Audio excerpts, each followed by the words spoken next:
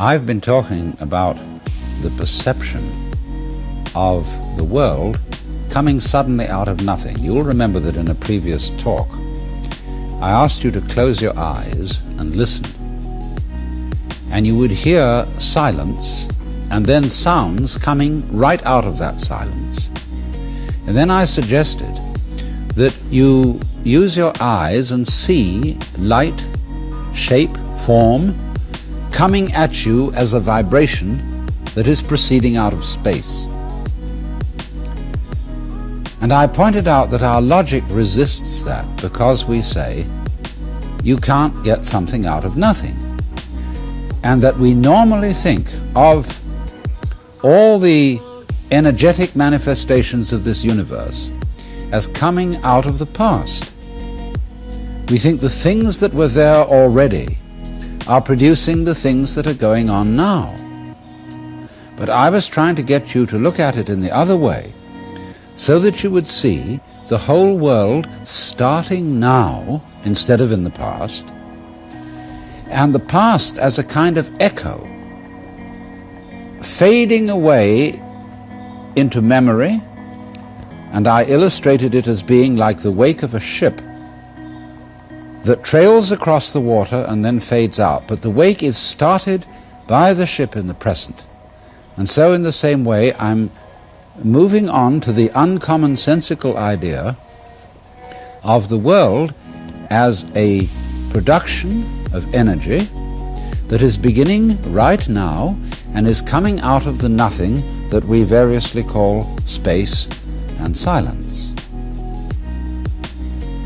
But then, naturally, this raises the question, how on earth could that happen? And it has been, of course, the usual explanation that the world is being created by God. In Christian and Catholic theology, it is said that God creates the world out of nothing.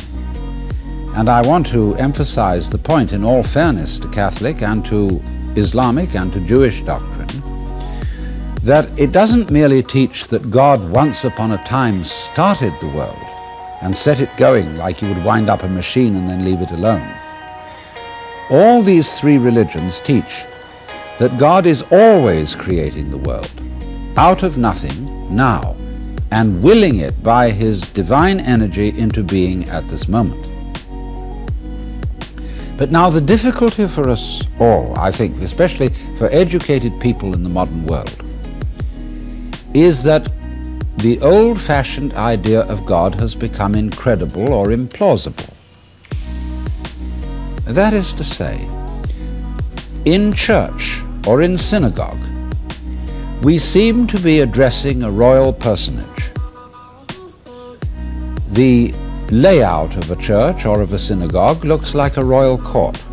There is some sort of throne, and we address prayers and requests to the being represented by the altar or the throne or the tabernacle as if that being were a king and were causing this universe in his royal, omnipotent, and omniscient wisdom. But then when we take a look through our telescopes and microscopes, or even when we go out in the forest and look at nature, we have a problem. Because the idea of God that we get from the Holy Scriptures, the Bible, the Quran, doesn't quite seem to fit the sort of world around us that we see, in just the same way as you wouldn't dream of ascribing a composition by Stravinsky to Bach. The style of God venerated in church, mosque, and synagogue seems completely different from the style of the natural universe. And it's so hard to conceive the author of the one as the author of the other. And furthermore, it strikes most intelligent people that our traditional religious ideas of God are too primitive. It seems impossible to think that this universe could have been authored by the naive idea of God as a sort of old gentleman who lives far above the stars in heaven, seated on a golden throne and adored by legions of angels.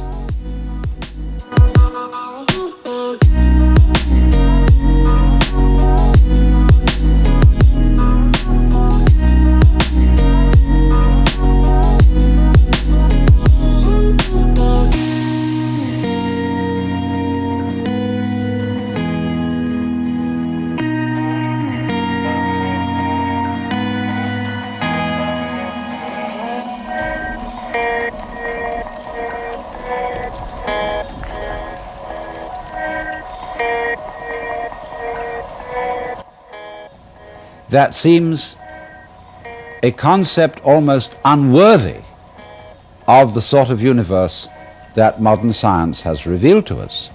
In other words, here's a picture of God. A friend of mine, Richard Borst, photographed this in a church just south of Oaxaca in Mexico. And it shows a very primitive Indian Catholic imagination of God the Father wearing a triple crown like the Pope, only he's rather young and handsome. He's not quite the old grey-bearded man, the Ancient of Days, but there is a serious idol, Christian idol of God the Father Almighty. That has become implausible. But also for many people it has become implausible that the root of the universe, which the theologian Paul Tillich calls the ground of being, that the root of the universe can be in some way a person to whom we can relate in just the same way that we relate to other people, and furthermore, a person who cares about us.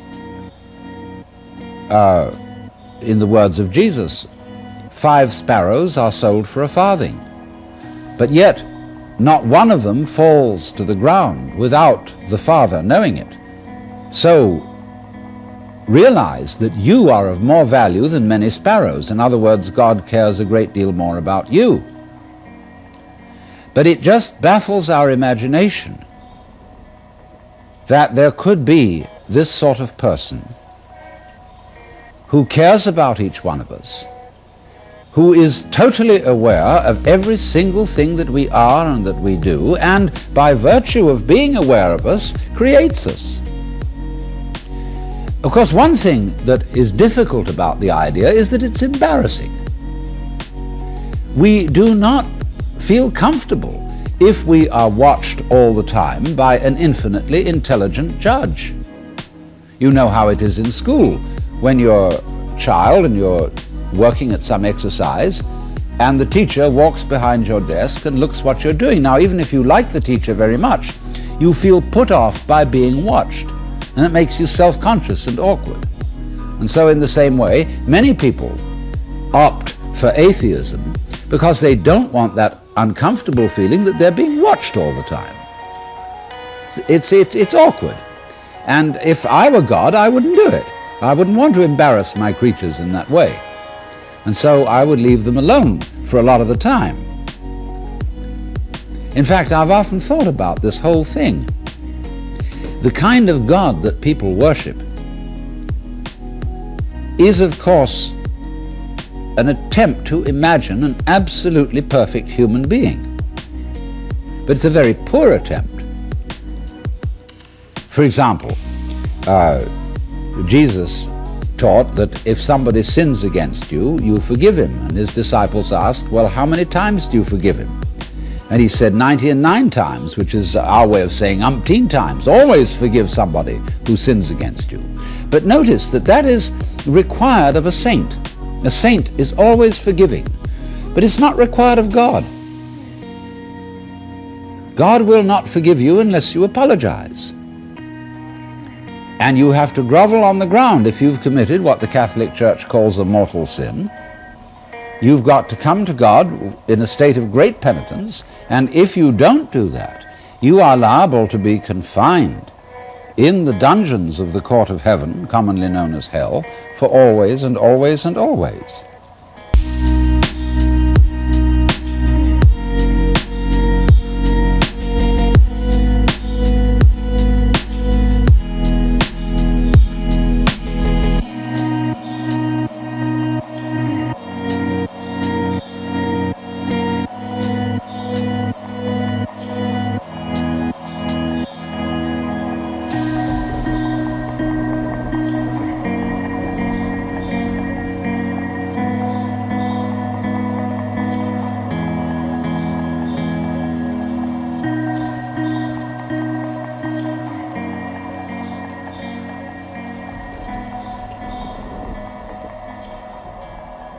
Now, I don't think that's a very nice kind of fellow. I mean, you wouldn't invite that sort of God to dinner, because he would embarrass everybody. Everybody would be sitting on the edge of their chair, you know, like this.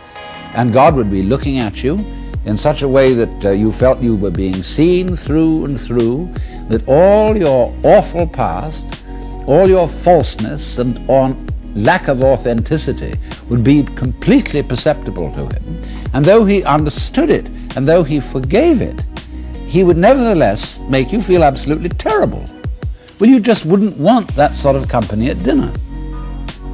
You may think it's frivolous of me to say this, but don't forget that the pictorial image of God that people have in the backs of their minds, even if you're a very sophisticated philosopher or theologian, that primitive pictorial image has a very strong influence on your feelings about religion, about the universe, and about yourself.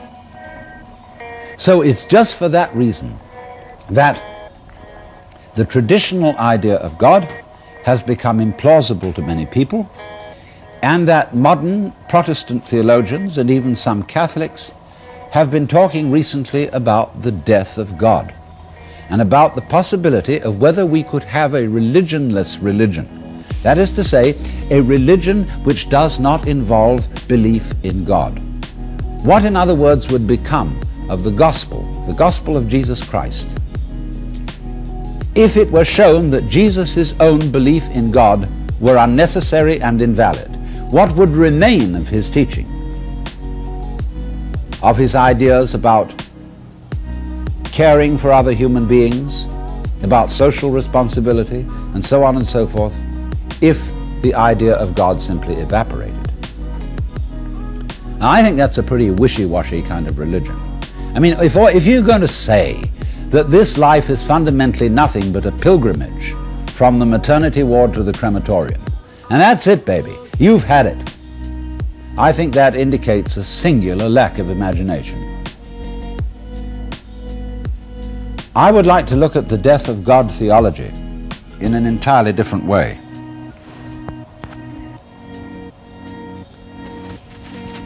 I would like to say that what is dead is not God, but an idea of God. A particular conception of God has died in the sense of becoming implausible. And I find this a very good thing,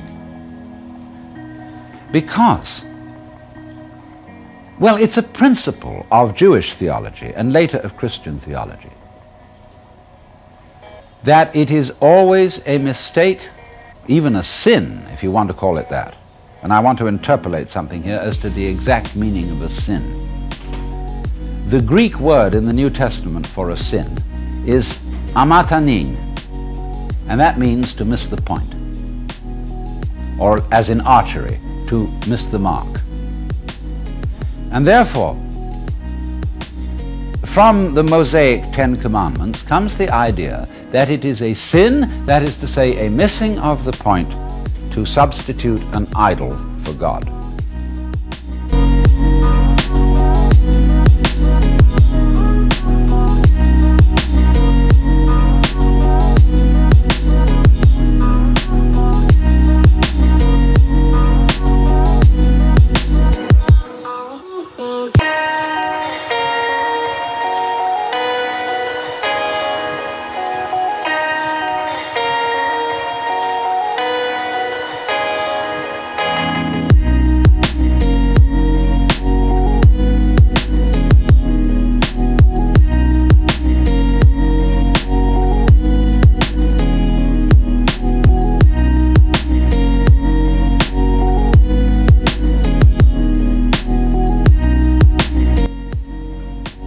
Now, the picture I just showed you, as I said, is an idol. But those primitive Mexicans, even they don't seriously confuse that particular image with God. The danger of it is, of course, is they may think of God as something like that in their mind's eye. They may think of God in the form of man.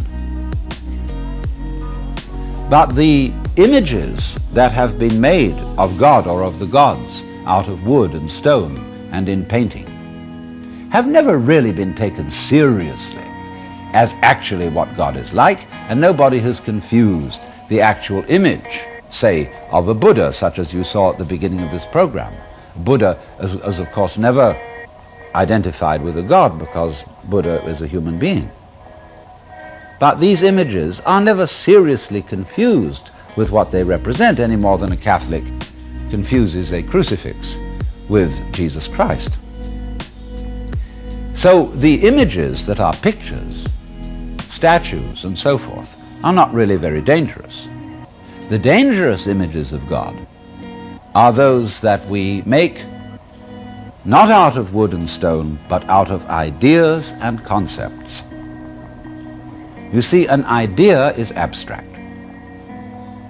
So St. Thomas Aquinas, for example, defined God as necessary being. He who is necessarily. Now that is a philosophical concept. God is being. But that concept is an idol, because it confuses God with an idea, and because an idea is abstract, it seems something very much more spiritual than an image made of wood or stone. And that's just precisely where it becomes deceptive. Likewise, many people think that the Bible is the authentic Word of God, and therefore they worship the Bible and make it into an idol, disregarding the ironical remark of Jesus to his contemporary Jews, "You search the Scriptures daily, for in them you think you have life."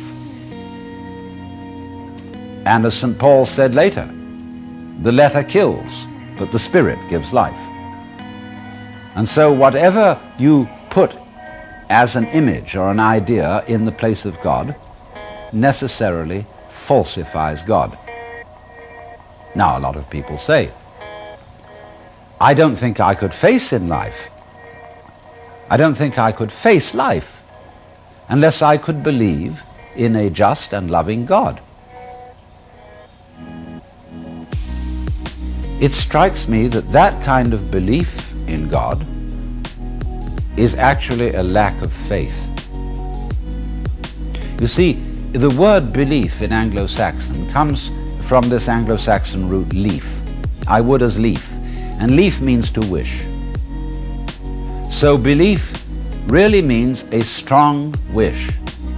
When you get up and say the creed, I believe in God the Father Almighty, maker of heaven and earth and of all things visible and invisible, you are really saying, I fervently wish that there exists a God the Father Almighty, creator of heaven and earth, etc. Because if you really have faith, you don't need belief. Because faith is an entirely different attitude from belief. Faith is a state of openness or trust. To have faith is, for example, like when you swim, you trust yourself to the water. You don't grab hold of the water when you swim. And if you go stiff and tight in the water and try to catch hold of it, you'll sink. You have to relax. So in the same way, when a cat falls off a tree, the cat doesn't go stiff all over in a state of tension, that is to say, a state of holding on. The cat relaxes. It falls heavily, thumps the ground with its tail, and isn't hurt because it relaxed. So the attitude of faith is the very opposite of clinging, of holding on. So that you could say that a person who is a fanatic in religion, who simply has to believe in certain propositions about the nature of God and the nature of the universe, is a person who has no faith at all, because he's holding on tight. And so when we sing hymns like Rock of Ages, cleft for me, let me hide myself in thee, these aren't hymns of faith. Or even Luther made such a thing about faith. But he wrote a hymn in German, Ein fester Burg ist unser Gott, a mighty fortress is our God. That's not a hymn of faith. A person of faith doesn't need a fortress.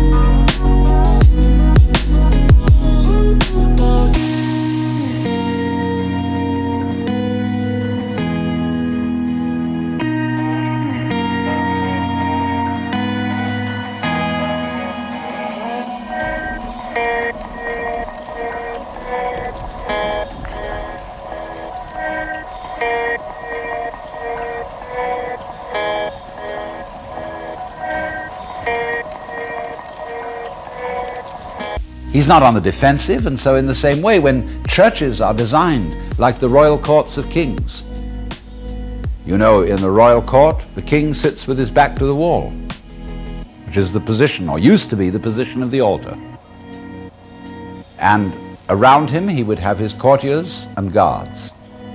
And their place, of course, in the church design called a basilica, which means the court of a basileus, a king. The bishop sits at the back in his throne, and all his attendant clergy stand around him like his guards in a royal court. Well, why is this?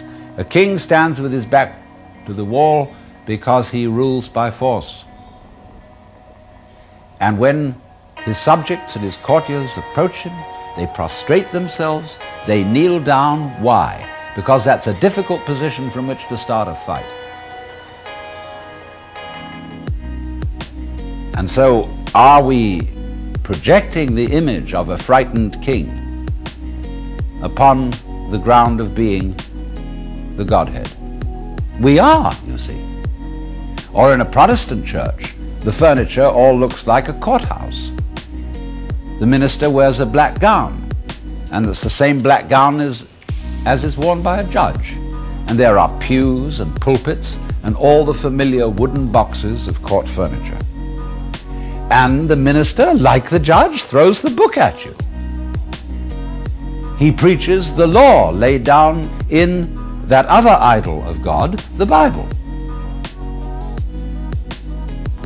But does God need all that? I mean, is God somebody who takes this aggressive attitude, either of the king in the court where all the subjects must prostrate, or of the judge who bangs the gavel and says, "Bah, bah, bah, bah, bah"? Well, this is ridiculous. And a God so conceived is an idol and manifests the absence of faith of all those who worship him, because they have no attitude of trust. They cling on to these rules, to these conceptions, and have no fundamental give to life. Now, in a certain way, you might say that a good scientist has more faith than a religious person. Because a good scientist says, I want to find out what is the case. My mind is open to the truth, whatever that truth may turn out to be. I have no preconceptions. I may have some hypotheses. I may have some notions in my mind as to what the truth might be, but I'm going to test it. And the test is, I will open all my senses to reality. and find out what that reality is. But then again, the scientist runs into a problem, because he knows that whatever comes to him as reality depends on the structure of his instruments and the structure of his senses, and behind the structure of his senses, the structure of his brain. And that's himself. So he has to have, back of all that, an act of faith in his own brain, an act of faith in himself that his physical organism, or his mind, or whatever you want to call it, is indeed reliable and will show him reality, truth, what is. So unless there is a basic and primordial act of faith in yourself, and you can't ultimately check on yourself, you have to believe your senses. You have to believe your reason, your logic, your intelligence. So you have to have faith in that, even though you can't check it. I mean, it's not like your mind's a radio and you can go in and screw in a connection here and fix up another connection there, and so be quite sure. You always have to trust. And behind all that, you see, behind the brain, just as I've shown you before, behind your eyes, there's the blank space, the unknown, the unseen. And therefore one could say that the highest image of God, which is the unseen behind the eyes, the intangible and invisible, which is space, out of which come all the stars, we can say, yes, that is God. But we have no image of that. We do not know what that is.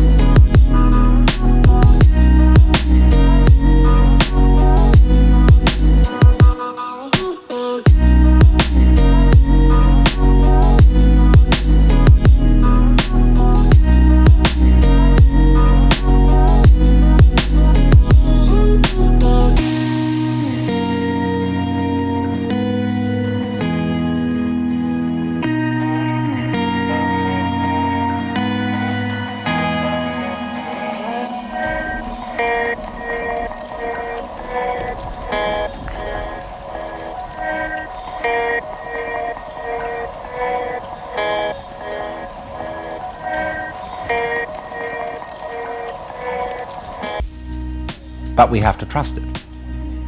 There's no alternative, there's no way out. You can't help trusting it, you've got to. But you see, that trust in a God whom one cannot conceive in any way is a far higher form of faith than fervent clinging to a God of whom you have a definite conception. And that conception can easily be wrong, and even if it's right, clinging to it would be the wrong attitude, because when you love someone very much, you shouldn't cling to them.